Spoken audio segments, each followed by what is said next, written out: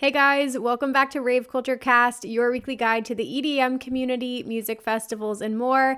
I'm your host, Emma Capotis. Happy Wednesday, fam. Welcome back to the pod. How we all feeling? Guys, we got a great episode today. I'm super excited to welcome these two guests. They are two entrepreneurs who have been on my radar for a very long time. They've got a super cool brand, and some of you might have heard of them. They go by Dubstep FBI, and they also have their brand Filthy Beat Inspectors. Today, we are chatting with the two co-founders. We have Chrissy, Vessa, and Yesi, Vizcaya, who are located in Denver, obviously the base capital of the United States. And we're going to talk a little bit about how they built their platform. So they focus on music discovery, obviously in the dubstep scene, but in the wider bass music scene as well. They discover incredible artists. They love lifting up and coming artists, and they create a really positive impact for the scene. So we're going to be chatting with the ladies today all about how they got their start, as well as diving into bass music. We're going to talk about the scene, where they think we're at right now. We're going to get some artist recommendations for you, talk about festivals, all that stuff. So if you guys love dubstep, if you love bass music, this episode is going to be for you. But before we go any further, I got to do a quick shout out to today's sponsor, Loop Earplugs. So these are my favorite high fidelity earplugs to wear to festivals and to shows. So I love to use Loop's Experience earplugs, which reduce noise levels by 18 decibels. So they feature this patent acoustic channel that filters the sound. So it does not muffle the sound. It doesn't block anything out. You still get clear quality at your shows. You can still hear the bass music and the house music, but it protects your hearing from permanent damage or tinnitus, which is the ringing in your ear. So the Experience ones, again, reduce noise levels by 18 decibels. They come with 4 different interchangeable tips depending on the size of your ear. They will not budge. They are shuffle proof. They are headbang proof. They will stay in your ear and will not move, and they're super comfortable. They also have 4 colors to choose from, so you guys can pick the style you like best.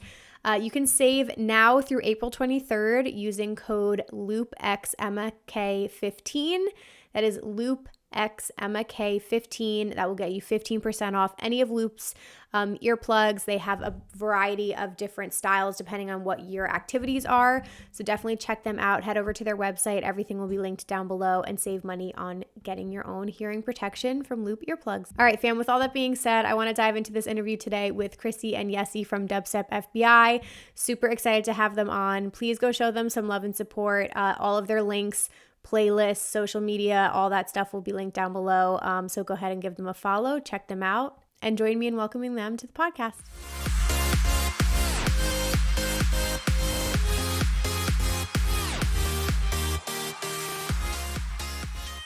Hey guys, welcome back to Rave Culture Cast, your weekly guide to the EDM community, music festivals, and more. Today, I am super excited to welcome two badass entrepreneurs and dance music lovers who co-founded 2 brands, Dubstep FBI and Filthy Beat Inspectors, which are platforms dedicated to music discovery, elevating artists and upcoming talent, and creating a positive impact in our community. I'm super excited to share their story today and learn a little bit more about what they've got going on this year. So let's give a warm welcome to Chrissy and Yesi of Dubstep FBI. Hello. Oh. Welcome. Hi. Thanks for having us. Of course, of course. I forgot to ask you guys from the beginning, but where are you joining us from today? Oh, the Mile High City. We are here in the base capital. Yes. Nice.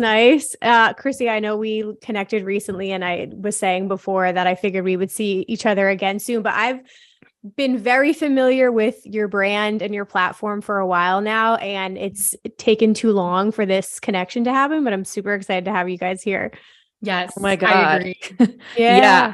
I've been following you for a long time. So super honored to be here and on the Yay. show with you. So Oh my gosh. Hell really, yeah. really excited. When we first started Dubstep FBI in like 2020, I feel like I always saw you on TikTok. You were like always the person setting the trends, I feel Hell like. yeah. So Oh, it's thank an you. honor for us to be your guests. Hell yes. Yes. Well, I know you guys have a lot going on. I mean, obviously between the different brands that you're doing, podcasts, like you just had a very busy Miami Music Week. Like there's a lot to kind of unpack here. So I just get started. I figured we could kind of talk like your backgrounds and origin stories. And then like want to dive into music with you, of course. But you mentioned where you're based out of, but could each of you just give us a little bit of background, like where you're from, how you got into this scene, maybe favorite artists right now, anything like that? Yesi, take it away. Well, I'm from San Diego, and so I moved out here to Colorado in 2014 to go to CSU. Okay. And essentially, I went out there for computer science, but I absolutely despised it. Nice. So I went into business management and basically graduated in 2018. And that's how I met Chrissy. We met after graduation. Chrissy graduated in 2017. But I had planned a girls' trip to Tomorrowland, and Chrissy and I had a mutual friend, Daniela. And so I was planning a trip to Tomorrowland with Daniela, and Daniela invited Chrissy. And so that's how Chrissy and I just became best friends. And Nice. essentially the rest is history. So now her and I are based out of here in Denver. We literally live like 5 minutes from each other. So That's awesome. Oh, Tomorrowland. We got to talk about Tomorrowland later. Right. Oh my gosh. yeah. Yeah. I mean, that's how we met. And then, for me, I grew up here in Denver. I'm a Denver native. And so in high school, 10, 12, 13, 14 years ago, there were always Red Rock shows. Like every weekend in the summer, there were EDM shows, and I was always going to those. And so that's kind of how I first got my start in EDM. And I had always had a background in journalism, and I loved like being on yearbook and stuff like that in high school. So I went to Colorado State for journalism. And when I graduated, I had this idea to combine my love for writing and reporting with my love for EDM. Like I knew something was there. I didn't know, if I would found a publication or if it was just going to be a SoundCloud page. And I had a bunch of friends who were dropping mixes and doing cool stuff like that. So I just wanted to create a platform and a brand where they could have their stuff showcased. And then I was just like really scared to start it. And so Yesi was the one who was like, let's do this together. Like, I'll help you run the socials. We got this. And that really like kind of empowered the whole project. And we started it in January of 2020, and then COVID hit and we kind of just launched after that. Damn. Yeah. The timing, I was going to say, the timing of everything is super interesting. How did that impact you guys getting started in 2020? Dude, COVID was like a blessing in disguise for us, because at first it was the live stream thing, right? So we were just kind of like, oh, let's go live on Insta, and like I'll be dancing around while Oreo plays a set on Instagram Live. And we got like a ton of views on that. So then we moved over to Twitch, and those started blowing up. So those were getting like 100 average viewers and stuff during COVID. And that's really like, that's how it kind of worked in our favor. Oh, that's so creepy. Yeah. And you no one knew who we were. Yeah. Oh, yeah, but you got to start somewhere before you got to get everywhere. And did you start on like, were you focusing on a couple different platforms at the same time, like getting everything off the ground running? Honestly, it was just like, we launched like our little website at first. And then really what we first launched was our SoundCloud mix series, the Riot Control Radio series. So we have like 70 episodes, I think, already with that. I don't even know. I lost track. 70 or 75, I think. Something like that. But we first launched that, and then it was just to have our friends on it. And then we slowly like started discovering more underground bass artists. And we just started putting on more and more artists. And then it just slowly started to grow. And like Lays, for example, we discovered Lays before she became who she is. Like she was just this girl out of Maryland. And I thought, oh, she like plays some really badass dubstep music and sets. Like, let's have her on a live stream. So she played a live stream for us back in like April 2020. And so it was like SoundCloud, and then we started doing like Spotify playlists. So we have like the Dubstep Slappers, the D&B Detectives, Melodic Investigations. So we first started off with the Dubstep Slappers, but then slowly started to expand to other genres of EDM instead of focusing just on dubstep. But like everything just kind of started happening slowly but surely. And we were just like meeting weekly and just watching our analytics, keeping track of our growth and keeping track of the small wins, and just constantly coming up with ideas and things that we should do to continue helping artists reach their supporters, essentially. That's so cool. Yeah, it's so interesting to hear, because like obviously it's an interesting time to talk to you guys now, but I feel like sometimes when people like discover a page or something, they have no idea like it's never an overnight success or anything like that. Mhm. There's like years and years behind it and like tons of grinding and work. And we all know like how much work it is to run like even one social media page. So it's like, it's so fascinating to me to hear how you go from like one thing to now it's like, okay, and we have a podcast and we have merch and we do live. It's like you built up to that. It didn't happen overnight. Exactly. And like the bottom line is that we're just doing things that feel right. Like we just find artists who are making cool songs and we hit them up and say, "Hey, do you want to be on a mix?" Or like at first we were really scared to start the podcast because I mean, starting a podcast, like that's kind of intimidating. Who knows how to do mics and all of that? Like no one knows. So like editing. Editing, you know, all of that. But now it's turned into something where we've had guests like freaking Mode Step and Murata. And it's just I never thought we would be like the Dubstep FBI. Like I never thought it would be a thing, you know? That's so cool. So just follow your heart, you know, you never know what could happen. Yeah. Oh, I'm such a big like proponent of that as well, because I think like obviously social media has pros and cons to it. And there are like a ton of negative things around it, but I've also seen just the positive impacts and like it can give you a career or like the connections and things that can happen just from like having the courage to start posting. And that's why I encourage people to start new pages as well. Cause like same thing, you literally have no idea where it could land you eventually. And it's, you guys are just doing what you love and sharing music and these cool opportunities. Like we never would have gotten to go to Ultra 2 weeks ago if we didn't start FBI. Like we wouldn't be sitting here today. It's crazy. And is this your full-time jobs now? No, unfortunately, no. You're like, no, that don't pay the bills, sister. I feel that. So what are you guys doing? So like my favorite saying is make your living during the day, build your wealth at night. And so, I mean, her and I, Chrissy works at Colorado School of Mines. I work at Blazy Susan. I don't know if you've seen like the pink and purple rolling papers and like it's in a smoking accessory brand. So sick. I do sales for them. But I just started working for them in January. And then I was working in software sales before that. And then sadly, I experienced tech layoffs like a lot of people did in October of last year. So it was, not going to lie, it was kind of nice to have a little break from the 9 to 5 grind and be able to focus on myself and my health and kind of just take a break from that because Chrissy and I, we were running Welcome Records. We have our consulting firm on the side as well called Millennial Momentum, where we do artist management, consulting, social media, marketing, and all of that.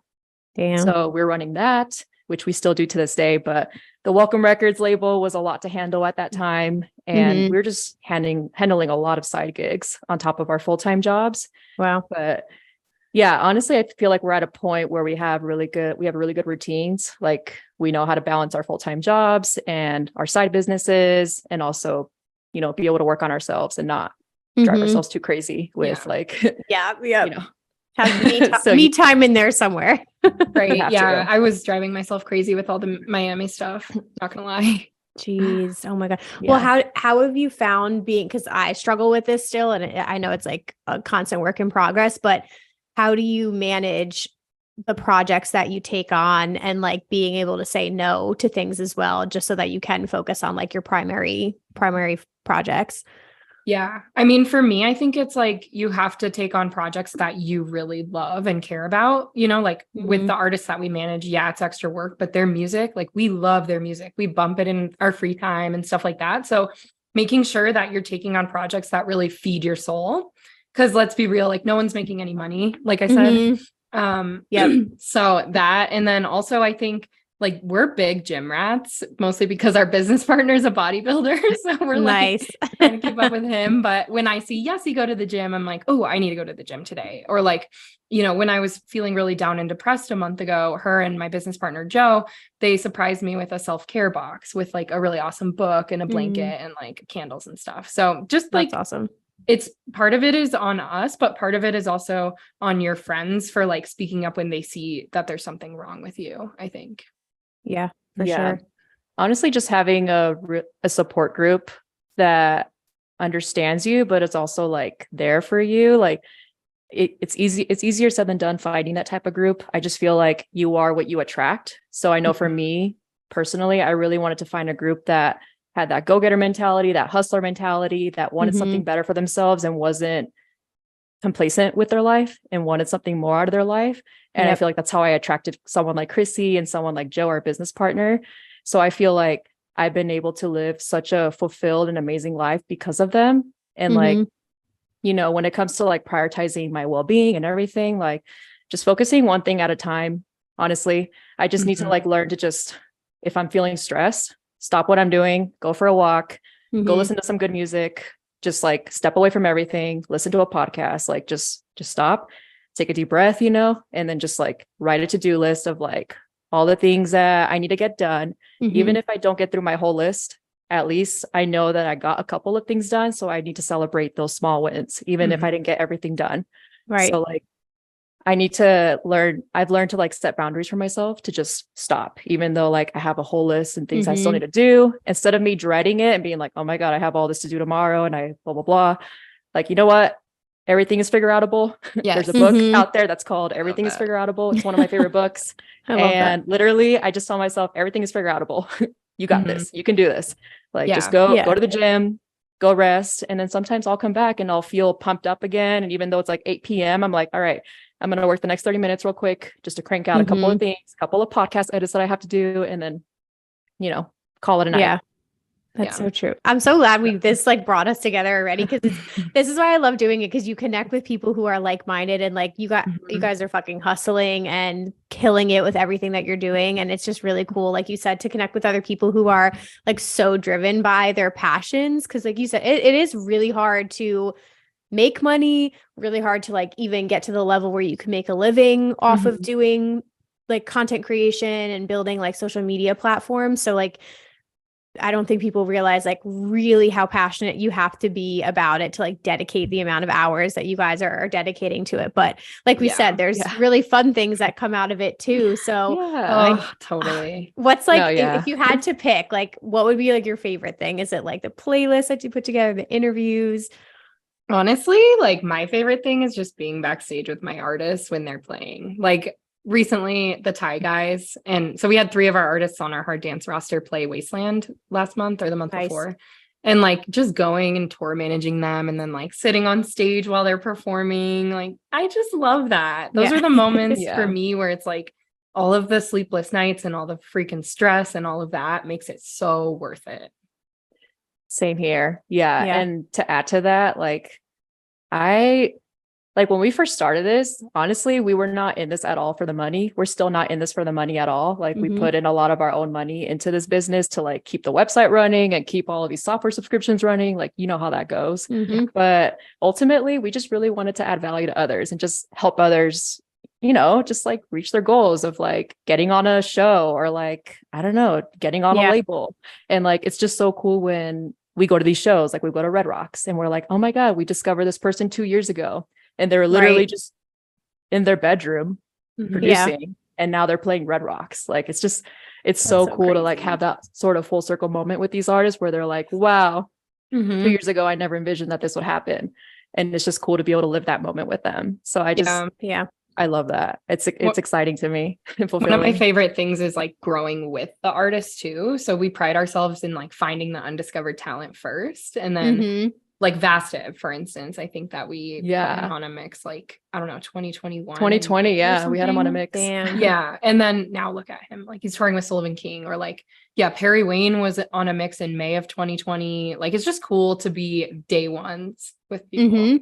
Yeah. And you establish that relationship with, I'm so there for that too, because you just establish that relationship with them. And then it's like you said, it's cool to grow with them. But then I feel like they're so appreciative and you can connect with them at like, I don't know if this has happened to you guys too, but like I've interviewed a lot of the same people like multiple times, but it's such a cool feeling because they stay in touch with you. And even if I don't like to bother people, but even if I reach out to them now, they're like, oh yeah, of course, like come say hi, or like, let's do another interview in person. And it's like really, really awesome to see like the start of the relationship. Like you said, like when they're coming up, to like watch them grow, and then that they still like appreciate what you did for them in the beginning. It's like it's just very like, I don't know, cool exchange that you have with them.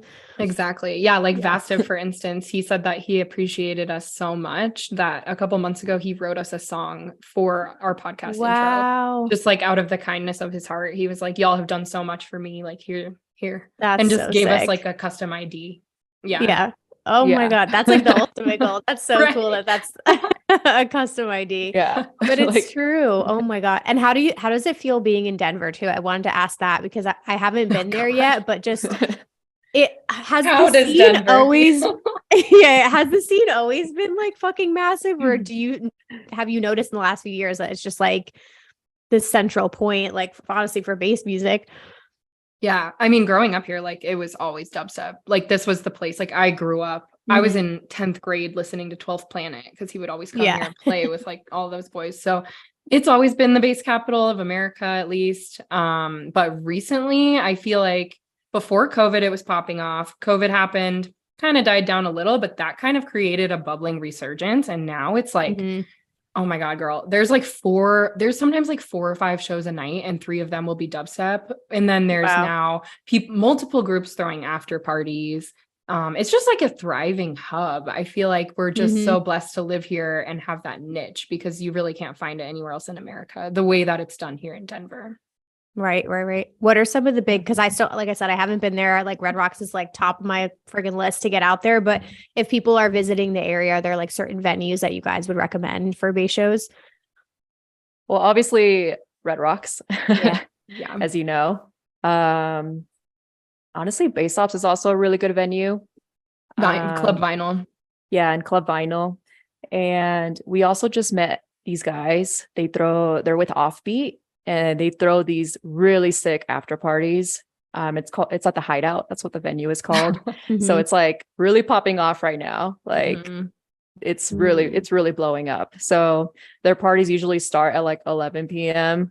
and they go until like 6 a.m. basically. Like true after party in Denver. And it's like in this like warehouse in the middle of nowhere. It's cool because you know how like we were talking about, you attract like-minded people. Well, so these guys also do Elevate 08, which is like a pretty big merch company. They do a lot of big artist merch. So they started Offbeat.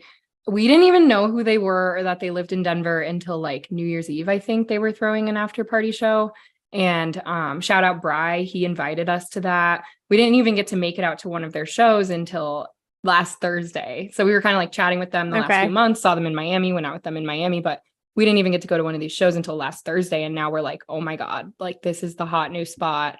These guys are in it for the right reasons, doing the right things as promoters. So that's awesome. Shout out. Yeah, they're amazing. So anyone in Denver, if you're looking for afters after Red Rocks or wherever it is, definitely go check out these shows because they're doing, like Chrissy said, they're doing it right. So hell yes. Oh my gosh. I've seen, it's funny that you mentioned them too, because they also like entered my like world recently too, through social media, of course. But I think like, are they doing a podcast as well? I think they were doing like an interview. Yeah.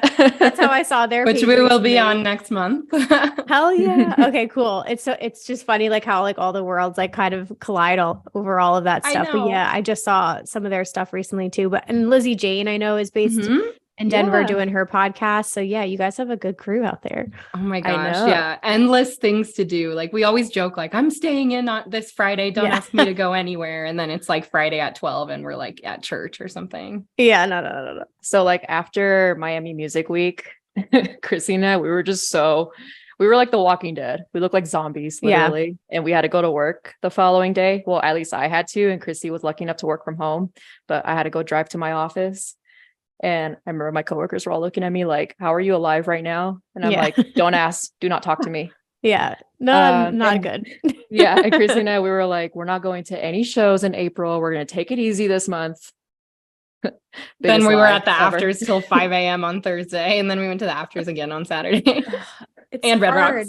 It's a part of it though, because I definitely want to like chat with you guys about music, but really quickly, just as far as like traveling goes as well, because obviously with managing your jobs and then doing this, like I feel like a lot of the really incredible things do happen in person because it's just like that one-to-one connection. Even just meeting like your subscribers, I'm sure, is a cool feeling, like in person too. But the in-person interviews versus like online, it's just like a totally different energy at shows or at Miami Music Week or at festivals.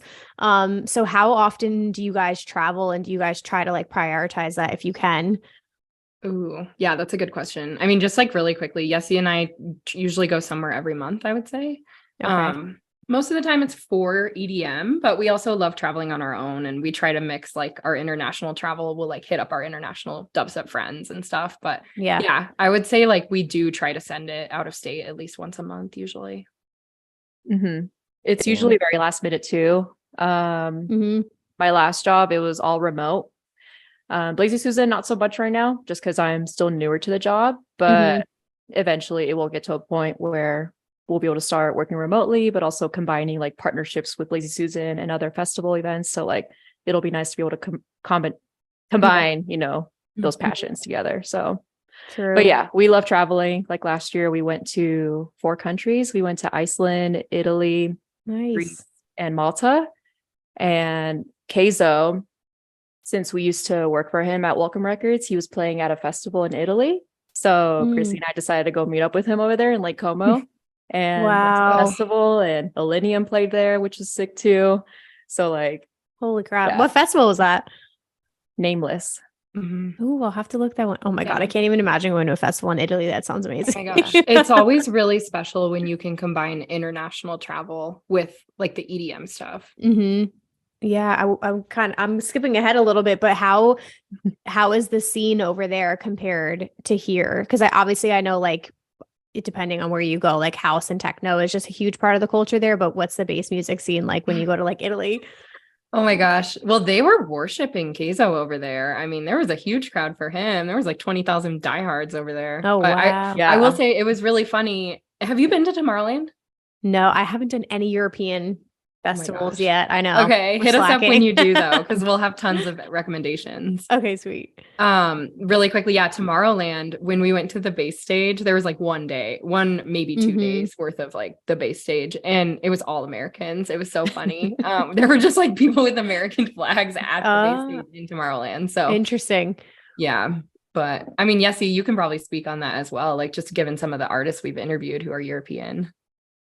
Yeah. I mean, I've heard the bass scene out there, like we haven't really experienced it that much personally. But like in Hungary, Budapest, I heard that in Budapest, it's like really growing out there and thriving. And France and Germany, those are some countries that are also really big on dubstep. We personally just haven't experienced the bass scene out there, but just from artists we've interviewed like Samplifier and Ivory, Dr. Ushu, you know, they're French boys. Yeah. You know, I think Rampage is also in Belgium. Oh yeah. So yeah, that's huge as well for like drum and bass and for dubstep, you know. Right. Yeah, they have their own little like sectors of everything. Cause obviously like I've had like hard style or hard dance conversations and like that as a whole section. And it's so funny to me to watch like other YouTubers vlogs. Like I like to pop into festival vlogs of like hard dance festivals just to see the culture and like what it's like. And it just blows my mind how different it is compared to here. But at Tomorrowland, that's interesting to hear that it was all Americans, because I would pick like, because so many of the genres are represented there, I know that they still have like a hard dance presence, but I would imagine that's probably all the Europeans, like the hard style stages. Yeah. Well, it's funny because our business partner, Joe, is actually getting ready to leave for the Netherlands tomorrow because they're going to a huge hard dance festival called Rebirth this weekend. And he's the one who got us into hard dance, like super after we started working together in 2020. And so he's the reason why we have Filthy Beat Inspectors, not just Dubstep FBI. Because we were like, how funny would it be if we did hard dance FBI, right? Or like house FBI. Yeah. So yeah, that's kind of where the idea came from. Okay. And can you explain that kind of like ethos a little bit? So Dubstep FBI came first, correct? And then Filthy Beat Inspectors, how did that come about? Yeah, so Dubstep FBI came first, mostly because like we had a bunch of friends who would just throw down like heavy dubstep while we were in person, and we'd party and they'd chop rhythm and stuff. And so that came first. And then we were like, FBI, what does that stand for? Filthy Beat Inspectors. And so once we kind of realized that FBI could stand for something that could relate to more than just dubstep, we're like, oh, we should probably grab the social handle for Filthy Beat Inspectors and just run with that, because we have a lot of content, you know, house videos, hard style videos, like that kind of content. That's where it has a home now. Love that. So that that's very, very smart though, because then you can kind of like branch off and do other things. Do you have other than dubstep, like what would be like your top 3 genres that you guys listen to? Oh my God. Right now, I'd say So other than dubstep, definitely hardstyle, techno. I do love drum and bass, but I'm also listening to some trance right now. But yeah, I guess I'd say top 3: dubstep, techno, and hardstyle. Okay. Yeah, those 3. I would say so too. Yeah, I love trance music though. Like when I was in high school, we would always stream the Ultra Miami ASOT stage. Like for the 8-hour stream, we would just sit there and listen to the trance sets all day. Yeah. And so I love trance music. There's a special place in my heart. So hard dance, dubstep, acid techno, and trance really right now. I'm also on a house kick now after Miami Music Week. Hell yes. See, this is why I'm glad, because even like when I'm looking at your pages and your playlists and even the interviews, like I didn't recognize a single fucking name. I was like, this is why I need you guys here to educate me, because I don't listen to bass music the most. I actually really enjoy it like live, and I like going to festivals that give you like a mix of genres so that you can go to what you want to see. But I'm like learning from your platform, which is awesome, because I'm seeing these names that I don't recognize, which is really, really cool. But if you could kind of pinpoint where we're at right now in the United States with dubstep and bass music, like where do you think we are in the scene right now? Yeah, I have a take on that. I think that we're at we're in a real hype stage right now. So like the dubstep artists who are popping off right now are the ones who make the sound that people can like slam rails to. It's like that repetitive, like 140 type, like it's really repetitive. And so it has this certain sound. It's like Bluey J, Resurrect, Anti-Hero, like Lays, that kind of stuff right now is like really, really buzzing. But I also think that we're at a point where artists are realizing that it's okay to start making music that doesn't fit a specific mold. So like you'll see dubstep artists are having first 2 drops dubstep, and then the third one is like hard dance, or like they're starting to realize that they can mix genres into songs and have it be cool, and that fans will actually be receptive of it. So I'm curious to see where that goes. Yeah, I think it's just great that artists are exploring other subgenres of EDM and not just sticking to, like one subgenre because they feel like they have to. Because I feel like that's how a lot of artists were at some point, especially during COVID. They were just putting out what they felt like people needed to hear. But I feel like now more artists are starting to branch out into what feels right. And that's what we tell our artists too. Like some of them are like, oh, I don't know, like this is this type of style that I've always put out, so I feel like that's just what I need to put out. Like, no, just do whatever feels right. And like, if it doesn't work out, or if a label doesn't sign it, then on to the next, whatever it is, just keep going, just keep doing whatever, like, just keep fueling that creativity, and anything that we can do to support you, we'll do whatever we can. So just do what feels right. That's really what it is. I love that. I'm so there with you though on like mixing of genres though, because even now when I do like lineup reviews of festivals, if there's names I don't recognize, I'll like go to Spotify, I'll check out a couple of their tracks. And it's really interesting to me when I get to those artists who like I'll play 3 or 4 of them and I can't pinpoint their genre. Like that excites me because I'm like, oh, okay, wait, I'm not sure if you're techno because you kind of sound like electronic music and I don't know. I think it's interesting. And even I think I can't remember the track that Jeannie has, but there's one of her tracks where it almost is like a really almost like side trance kind of drop. One probably. Yeah, the one with Mad Girl. Yeah, Friends with the Dead. We heard that as a demo, and we were like, we have to sign this. Like that was one of our favorite releases last summer. Oh, I'm so glad to hear that. It's so it's a surprise, and it's good for the audience to like they get excited to hear that stuff too, because I think everyone is like a well-rounded individual where they don't just listen to one genre all the time. Artists are now doing like special like sets as a different alias and stuff like that, which I think is going to probably take off. Yeah. Do you guys have any favorite aliases? Because I'm so here for that like conversation too. Oh my gosh. That's one I probably should have prepped for, because I know there's some that I listen to, but I can't even pinpoint. I'll put you on the spot. I know. Well, if you know, like Rated R, for example, Rated R is known for like his tear out, throwing crazy mosh pits and like all these crazy dubstep sets. And when he came to Denver last time, he literally played this really sick, like just very hype dubstep set in the beginning. And then he ended like the last 10 minutes with like techno and like hard dance and like just this crazy side trance drops. And like the crowd was just going crazy. That's what I love about Denver too. I feel like maybe there's some other cities where people won't reciprocate that very well. But here in Denver, you can play anything you want and people will go crazy for it. Like they don't care. Right. They're here for it. Right. Oh, I like that. What about Wooly? Have you guys? I haven't seen it yet, but he does his like house. Yeah. Oh yeah, Stumpy. Stumpy. That's a big one. Yeah, we saw him perform here. Wait, what? It was like a couple months ago or last fall, I think. He played a Woolly show, and then he also did a Stumpy afters or a Stumpy show at Larimer Lounge. So that was cool. Yeah, and then Lay's Sabritas. Right, she was there too. Yeah, that's her other alias, Oh, I didn't know Sabritas. she had one. Like it was like Sabritas and Stumpy. So like both of their house aliases on a show.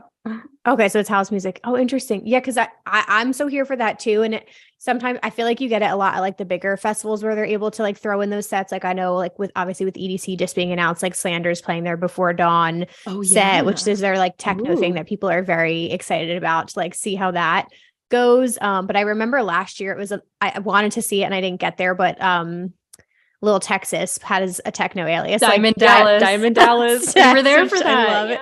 Oh, how was that? It was cool. It was a freaking vibe on the art car. Like those art car sets are some of my favorites of all time. Yeah. Agreed. It's just fun. It's like fun to like watch people experiment and like do something that they wouldn't like you wouldn't expect, but same thing for them. Like if it's something that they listen to or just want to experiment with, like why the fuck not?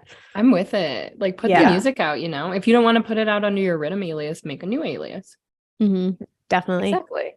Just have fun with it. I'm like on a roll with these hot takes for you guys. So what do you think of like when we get to like a Lost Lands and they do a pre-party with John Summit back-to-back Subtronics? Like what is your take on stuff like that starting to happen?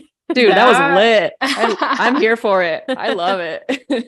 It was cool to see John Summit wandering around Lost Lands, not gonna lie. Yeah. I remember we were just like in like the pit area at the main stage where some of the art, like after that whole back to back, we were in that pit area and John Summit was just literally right there in front of us. And we so badly wanted to say hi to him, but we didn't want to be those girls because like everyone yelling in crowd, his ear. Right. Everyone in the crowd was like, John, like taking selfies with him. And we were just like, yeah. Don't want to overwhelm. Or like Lost Lands. So the cool thing about Lost Lands last year was that, he had the hard dance stage, right? Or like the one day with the hard dance artists. Something that I noticed was that in the 2-hour Excision set, he played dubstep, but he also played house, D&B, and a little bit of hard dance. And so I thought it was cool that he made an effort to incorporate those subgenres into his set. And then he also created a home for them elsewhere in the festival. I thought it was really creative. Interesting. Yeah, I'm curious to see what they continue to do there because I know like friends who are die-hard Lost Lands people, and they were saying this past year, like they kind of have that like one. I'm not sure if it's one day or the whole weekend, but they have like the house artists play. And they were saying the Dr. Fresh set was like literally one of the most fucking packed sets of the whole weekend. And they said it was just like one of their favorite things. And I was like, there's something about that type of house music though, that's like a little like bouncier and dirtier that I don't know, like there's a nice crossover between the genres there too. So I think it's interesting that they're throwing that in the mix of that festival.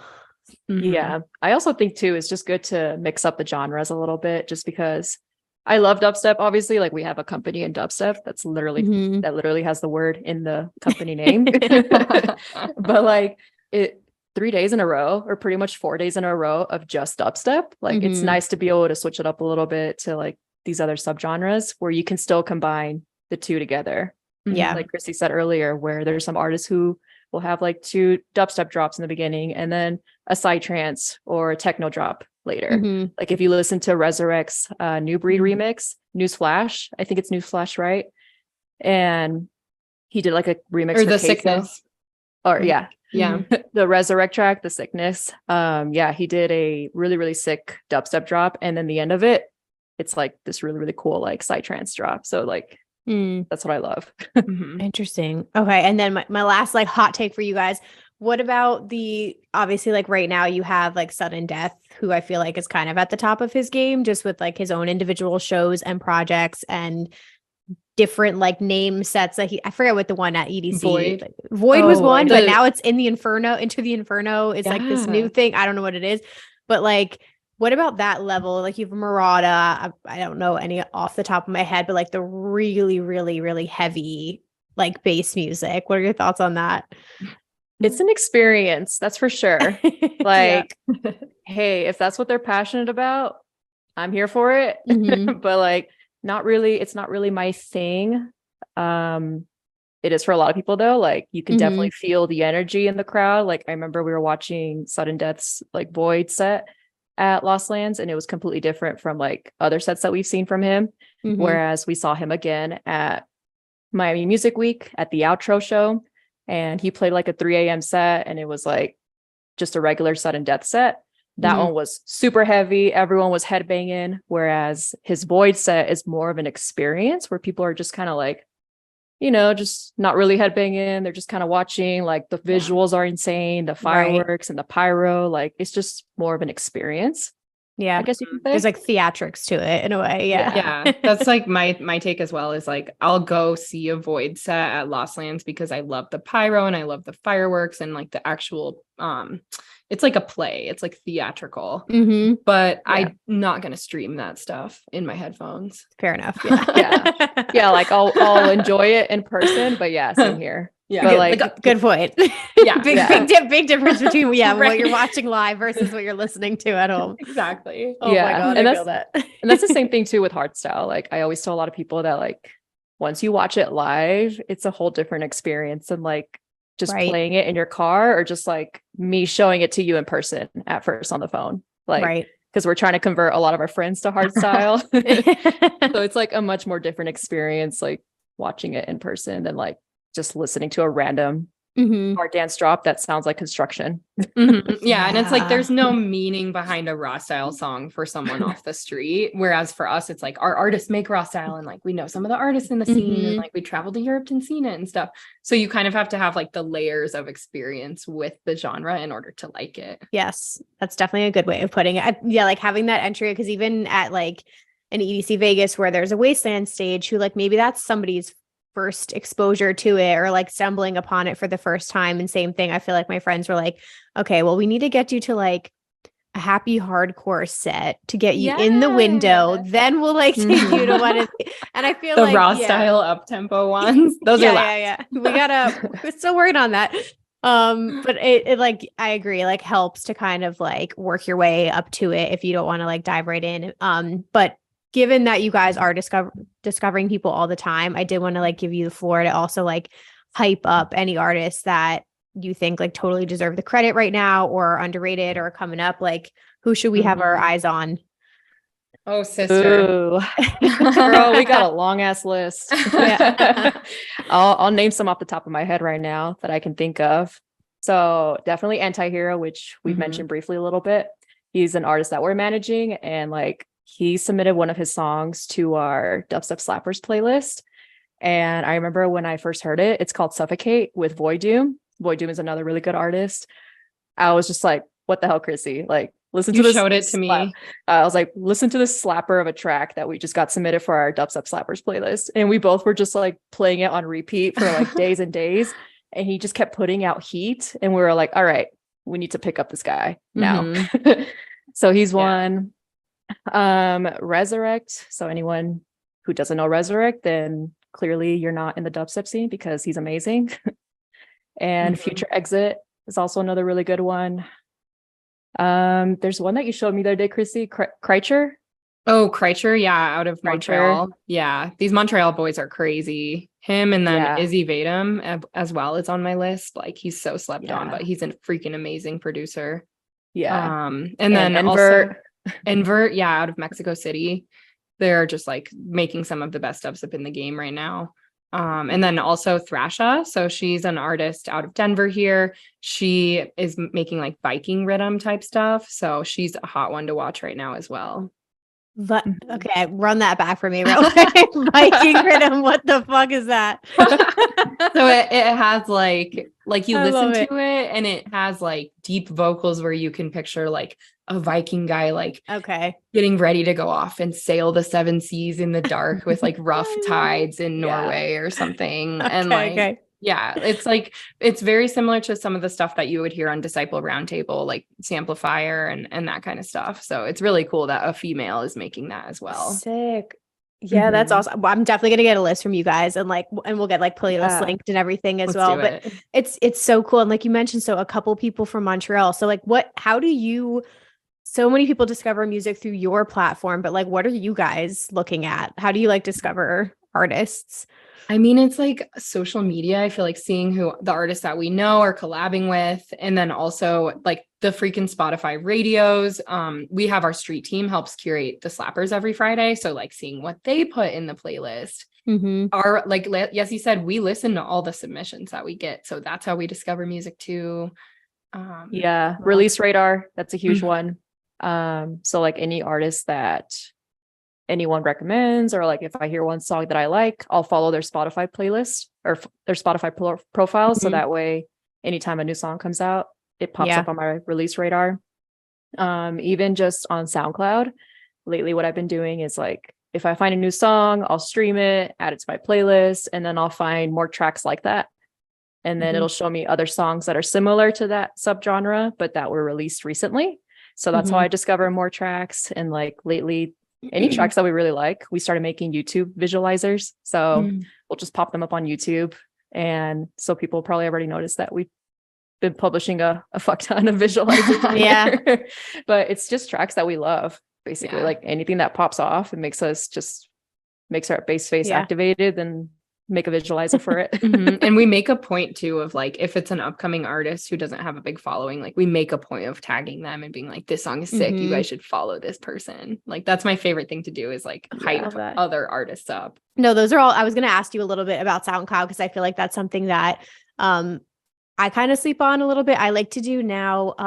Michael Berg, who's the founder of Halloween and North Coast, like he recommended to me, which I didn't usually do. Like I get the Spotify recommendations and playlists, but when you actually go to the radio of like a specific track, I've been doing that more. So rather than like the artist's radio, if I just like a track, I'll like hit the little button and go to like the radio of that track. So it recommends similar sounds. So I've been using that a lot. But I need to like explore more on SoundCloud for sure. That's where I listen to most of my sets, I think.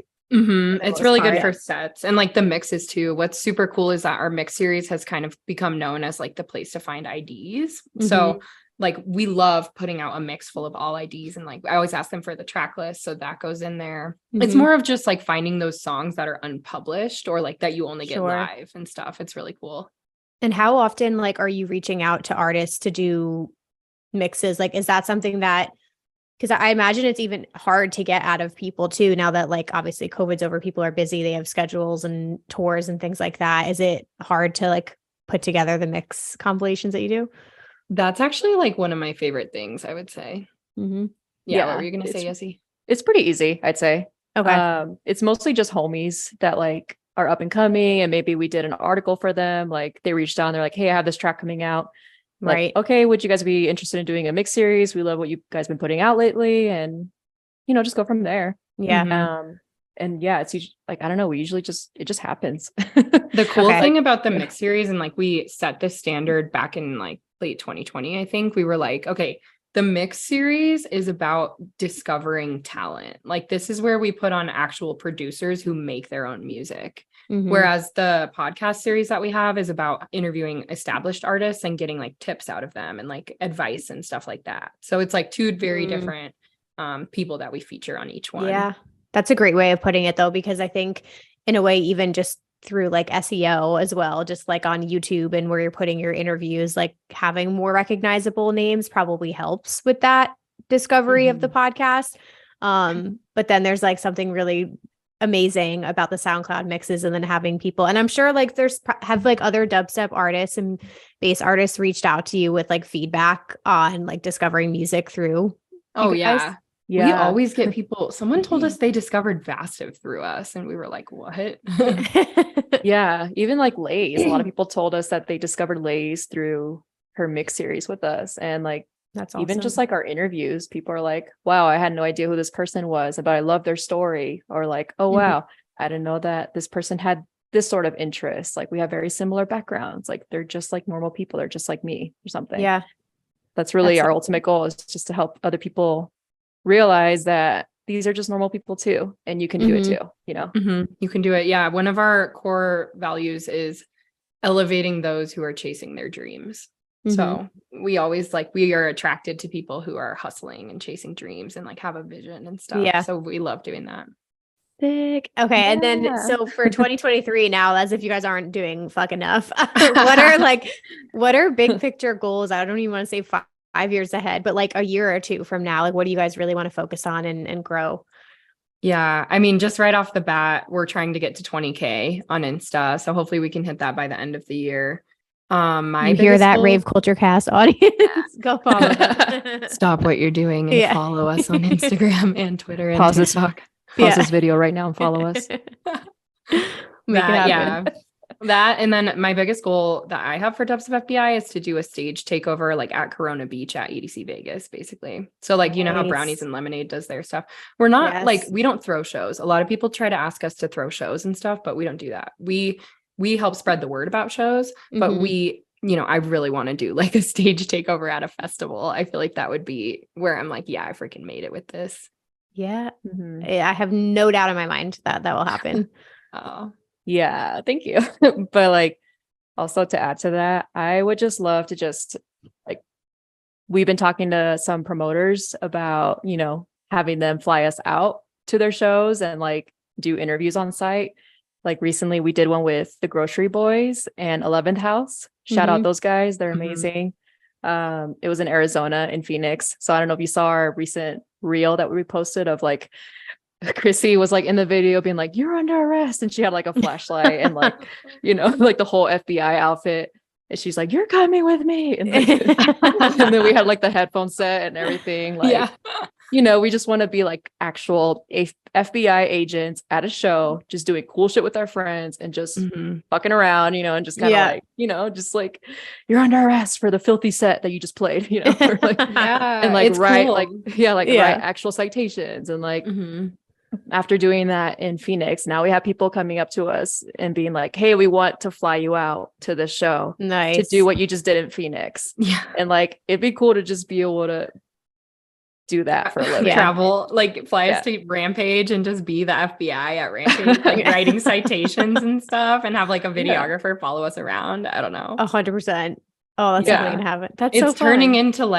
It's turning into us being characters now, which we never thought that would ever be a thing. Like the brand in itself is cool because it's like investigating beats and stuff, but now it's like we're the investigators and people want us to arrest them.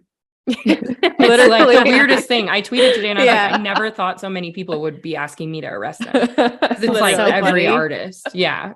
So funny. But it's a series. Yeah. Like, I mean, that's like the interesting part of just like adding social media into the mix. Like sometimes it could literally just take a funny or creative series that like takes off for you. And now that's like the thing you're known for. So you never know. Literally, like we'll comment on people's Instagram posts or just tweet at them like, you're under arrest. And people will freak out like, oh my God, the FBI is investigating me. The FBI approved.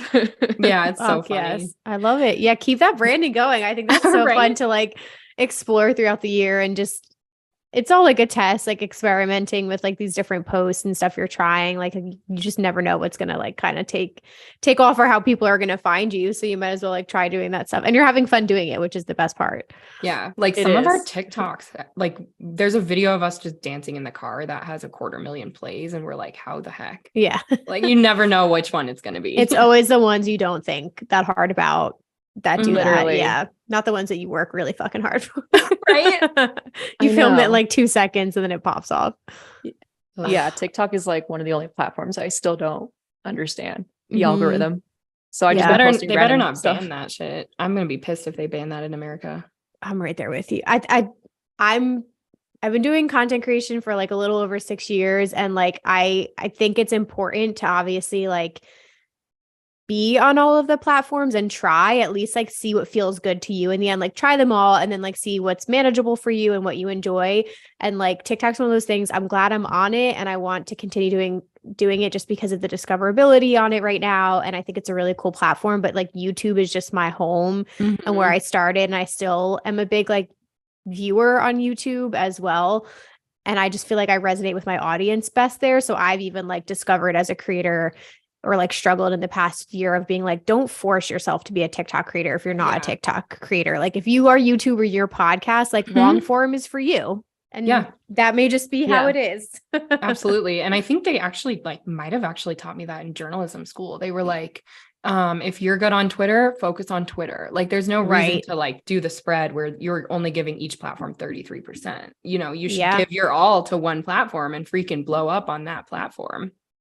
I think this to myself all the time. But that's a great point about Twitter though, because there are some people who are like born for that, like that platform and completely excel at it. So yeah, I think about this all the time. I'm like, just go all in on YouTube. Yeah, well, absolutely. That's where I think I might have first discovered you as well there. And then obviously Same TikTok, here. but yeah. Yeah.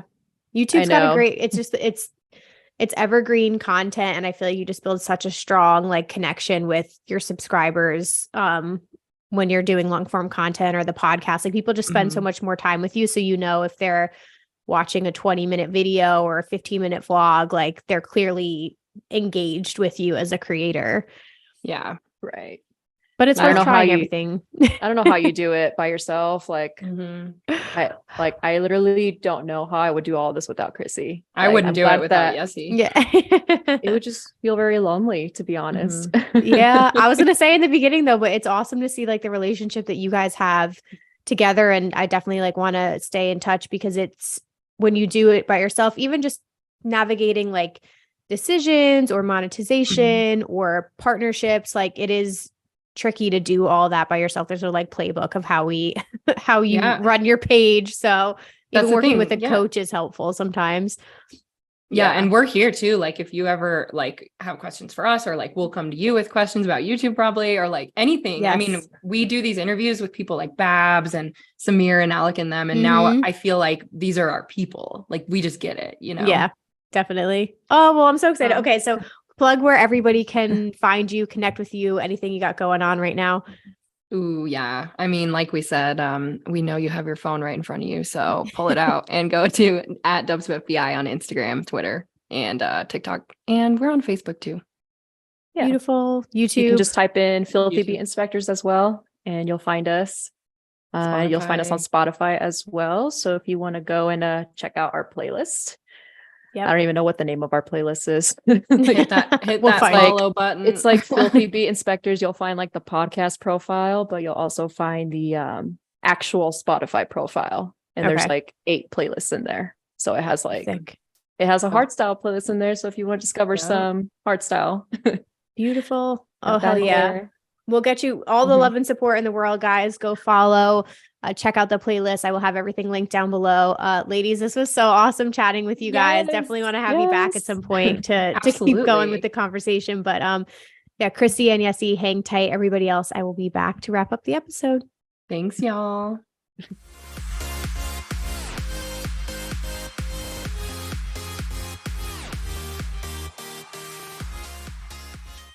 All right, fam. Thank you so much for checking out today's interview with Chrissy and Yesi from Dubstep FBI. Again, if you want to check them out at Dubstep FBI on all their social platforms, you can also go to their website, dubstepfbi.com. I'm going to link all this down below. Definitely go check out the playlist. And again, show them the Rave Culture Cast love and support. Tell them that we sent you. Go check out the artists they mentioned. I hope the bass heads listening enjoyed this episode because I know we got to show you guys some more love. But they were fantastic. It was really, really awesome chatting with them today, and I really loved this conversation. So thank you guys so much for being here. You know the drill. If you want to support Rave Culture Cast, all you got to do is watch the episodes, stream them, share them with a friend. If you want to connect with us, we are at Rave Culture Cast on all social media platforms. We have a Discord community and a Facebook if you guys want to engage with other members and join in on the community. I always post announcements there first. I ask for feedback on episodes and get, polls and things that you guys can engage in on the groups. So definitely feel free to check those out. Would love to have you in those. And of course, we're available on all streaming platforms as well as YouTube if you guys want to watch the episodes here or on Spotify. Thanks again to Loop Earplugs for sponsoring today's episode. All my affiliate links will be down below if you guys want to support us that way. Appreciate y'all being here, and I will see you next Wednesday with a new episode. Bye, guys.